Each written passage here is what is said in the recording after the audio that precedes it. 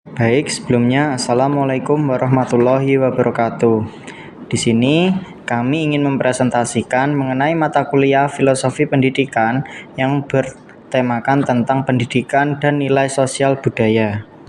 Kami dari kelompok 4 yang beranggotakan Mustawa Heru Sungsang Saputra, Khurul Hasanah, Rista Kurniawati, Tasya Dian Mulyana, dan saya sendiri Taufik Hidayat. Pendidikan dan pengajaran. Menurut Ki Hajar Dewantara, Pendidikan memberi tuntunan terhadap segala kekuatan kodrat yang dimiliki anak agar ia mampu mencapai keselamatan dan kebahagiaan yang setinggi-tingginya, baik sebagai seorang manusia maupun sebagai anggota masyarakat. Selanjutnya pengajaran. Pengajaran merupakan bagian dari pendidikan. Pengajaran merupakan proses pendidikan dalam memberi ilmu atau berfaedah untuk kecakapan hidup anak secara lahir dan batin. Tujuan pendidikan. Ki Hajar Dewantara menjelaskan bahwa tujuan pendidikan yaitu untuk menuntun segala kodrat yang ada pada anak agar mereka dapat mencapai keselamatan dan kebahagiaan yang setinggi-tingginya, baik sebagai manusia maupun sebagai anggota masyarakat. Oleh sebab itu, pendidik itu hanya dapat menuntun tumbuh atau hidupnya kekuatan kodrat yang ada pada anak-anak, agar dapat memperbaiki lakunya, bukan dasarnya, hidup dan tumbuh kembangnya kekuatan kodrat anak. Analogi. Anak-anak itu bagaikan benih padi yang ditanam. Bila benih padi ditempatkan di tanah yang subur dengan mendapatkan sinar matahari dan pengairan yang baik, maka meskipun benih padi adalah bibit padi yang kurang baik atau kurang berkualitas, dapat tumbuh dengan baik karena perhatian dan perawatan dari Pak Tani. Dengan demikian, begitupun sebaliknya, meskipun benih padi itu disemai adalah benih padi yang berkualitas, namun tumbuh di lahan yang gersang dan tidak mendapatkan pengairan dan kurangnya cahaya serta tangan dingin Pak Tani, maka biji padi yang ditanam tidak akan tumbuh dengan baik. Ki Hajar Dewantara mengibaratkan peran pendidik seperti seorang petani atau tukang kebun. Anak-anak itu seperti biji tumbuhan yang disemai dan ditanam oleh Pak Tani atau Pak Tukang Kebun di lahan yang telah disediakan. Ki Hajar Dewantara menegaskan bahwa didiklah anak-anak dengan cara yang sesuai dengan tuntutan alam dan zamannya sendiri. Artinya, cara belajar dan interaksi peserta didik pada abad ke-21 tentu sangat berbeda dengan cara peserta didik akhir abad ke-20. Kodrat alam Indonesia dengan memiliki 2 musim serta bertangan alam mulai dari pesisir pantai hingga pegunungan memiliki keberagaman dalam memaknai dan menghayati hidup. Demikian pula dengan zaman yang terus berkembang dinamis mempengaruhi cara pendidik menuntun cara peserta didik. Menurut Ki Hajar Dewantara, budi pekerti merupakan keseimbangan hidup antara cipta, rasa, karsa, dan karya.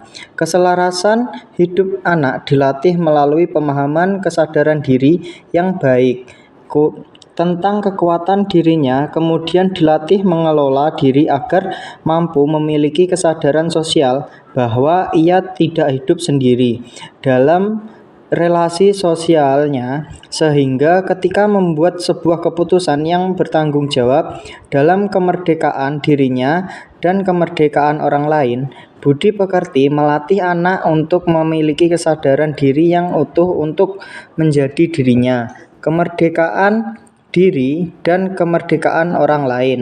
Dasar pendidikan dibagi menjadi 4, yaitu ada kodrat alam dan zaman, sistem among, budi pekerti, dan peran guru. Yang pertama ada kodrat alam dan zaman. Ki Hajar Dewantara menjelaskan bahwa dasar pendidikan anak berhubungan dengan kodrat alam dan zaman.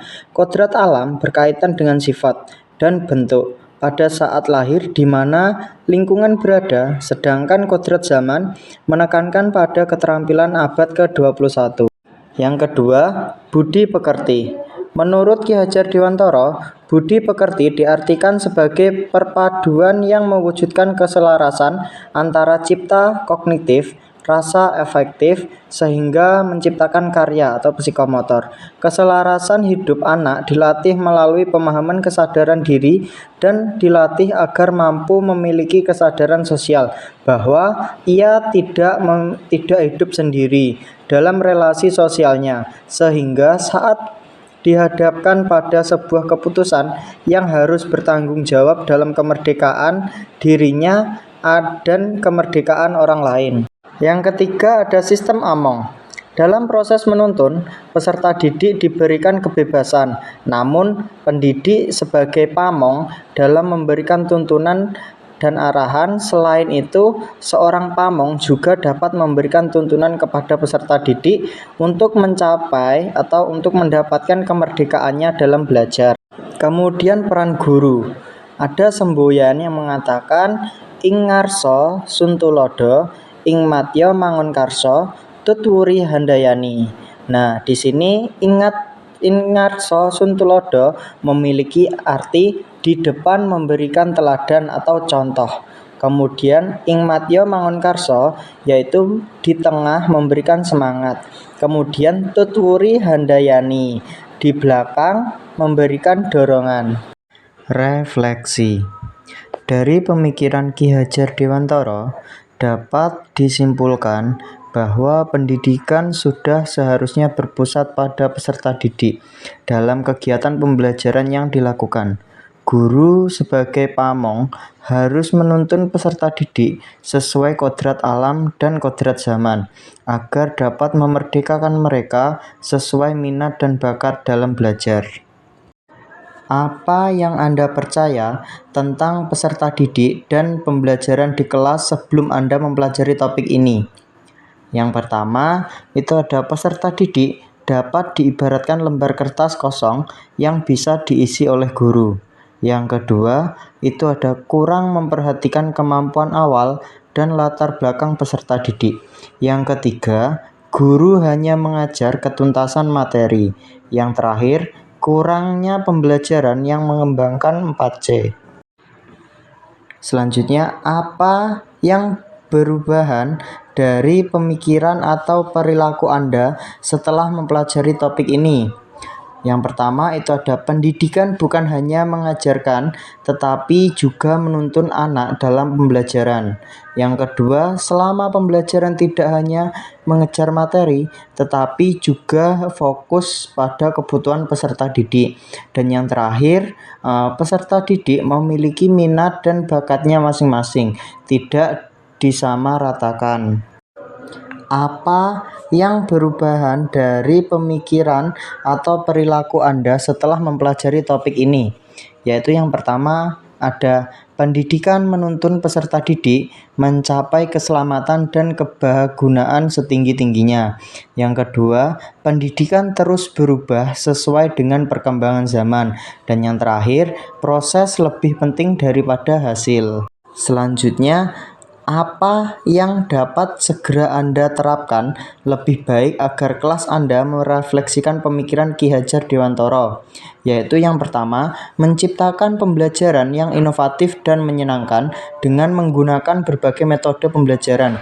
Yang kedua, mengidentifikasi cara belajar peserta didik, kemampuan menyerap materi, potensi yang dimiliki peserta didik. Dan yang terakhir, merencanakan pembelajaran yang berpihak pada peserta didik dengan pembelajaran yang menyenangkan. Apa yang dapat segera Anda terapkan lebih baik agar kelas Anda merefleksikan pemikiran Ki Hajar Dewantara? Yang pertama, melaksanakan asesmen yang beragam dan dapat mengakomodasi minat, bakat, dan keberagaman peserta didik. Dan yang kedua, memberikan teladan kepada peserta didik dengan melaksanakan pembiasaan untuk menumbuhkan budi pekerti. Dan yang terakhir, memberikan kesempatan kepada seluruh peserta didik untuk dapat mengemukakan ide, pendapat, dan gagasannya. Terima kasih. Cukup sekian presentasi dari kami. Apabila ada kurang lebihnya, kami memohon maaf yang sebesar-besarnya. Wabillahi taufik walidayah, walidha walinayah. Wassalamualaikum warahmatullahi wabarakatuh.